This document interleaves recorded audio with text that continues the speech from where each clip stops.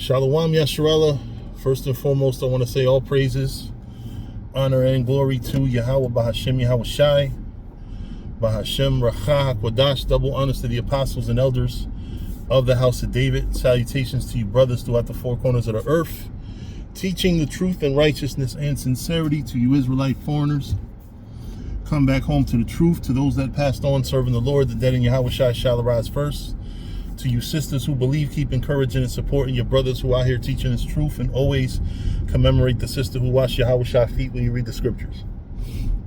I wanted to talk to y'all about something, not a big topic, not an important topic, but just something to kind of illustrate something, right? So I just got a text message from a friend of mine that does music, right? And he's also a huge underground hip hop fan. Huge underground hip hop fan. He talks about rappers like the GZA, like other people talk about Jay-Z. Just to give you an example, how underground. I mean, he loves Talib Kweli's music. You know, shit that I find boring, he loves. Right? As far as hip hop is concerned. So, he texted me yesterday. He said that Remedy has, for those that don't know, Wu-Tang music, because of course we're older. Remedy was the first white Wu-Tang member that I know of. He went to high school with a few of them. He went to some high school called New Dorp. Not Dork, but Dorp. So he knows Wu-Tang members from high school. What's interesting about him is his introduction to the public musically was a song called Never Again that was on this soundtrack. I'm pretty sure it's called The Swarm. Never Again is also a phrase that is basically Amalek saying that there will never again be a Holocaust. Which anybody that's gone through, you know, even though we know statistically and numerically a lot of the things that are brought out about it aren't exactly what actually happened, still, you know, people were unalived, I would say unjustly when it comes down to, you know, interpersonal. Like, at the end of the day, the Lord is just in whatever he does and allows. But for man's purposes, they were unjustly unalived. So, but what I find interesting is that this song has been on 5 fucking albums. He had his first album, which is called, I forgot, The Genuine Article. That's what it was called.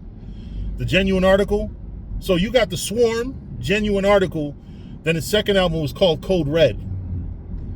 I knew that song was on all 3 of those albums. What I'm just finding out is that Remedy had 2 other projects that had that same fucking song on it. Not a remix, not nothing. Just Never Again. And it's like, what the fuck, man? Like, the only artist that I've ever heard love one song so much that he puts it on literally every fucking project.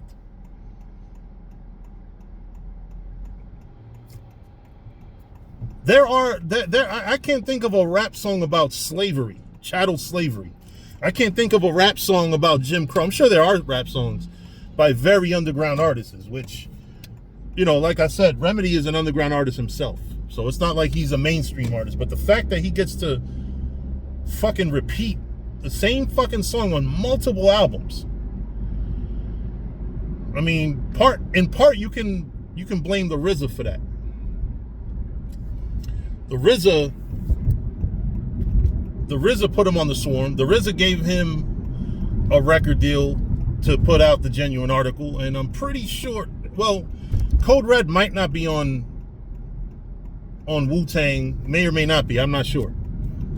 But then he's got 2 other fucking albums that have that same goddamn song on it. Never Again. And listen to the song when you get a chance. It's not a terrible song. You know, but of course it's kind of like a Diary of Anne Frank, where it's talking about the horrors of the Holocaust, which I'm not saying didn't happen. We can't deny. What we deny is we have to also talk about other victims that were not Jewish. You know, there were other victims. We don't talk about the rest of the black people that were also killed in the Holocaust. We don't talk about the Lithuanians. We don't talk about the Sodomites. We don't talk about all the groups that Germans were, you know, trying to exterminate, quote unquote, or killing. You know, so we simply gloss over everyone else and just say that group of people suffering is the only suffering that mattered in the Holocaust. So much so that they have a rapper that is a so-called Jew that loves a song. It's not, like I said, it's not a bad song in and of itself. What it is that I don't think any song is good enough to be on literally every single fucking project you put out. You know, imagine Future putting Fuck Up Some Combos on every fucking album. Ain't Going Back on every album. Unicorn Perp on every album, you know? But because that song makes a statement and it describes horrors that took place, I believe that the horrors took place. I just don't, we just can't logically assume the numbers when there weren't that many Amalekites in the entire Europe. Very small part of the population is Amalek. And I'm just saying that for those who are in the know, of course. If you're not in the know, find out who Amalek is in the Bible. But it's just weird how this, like I said, this motherfucker put that song on every album. I heard Code Red and I heard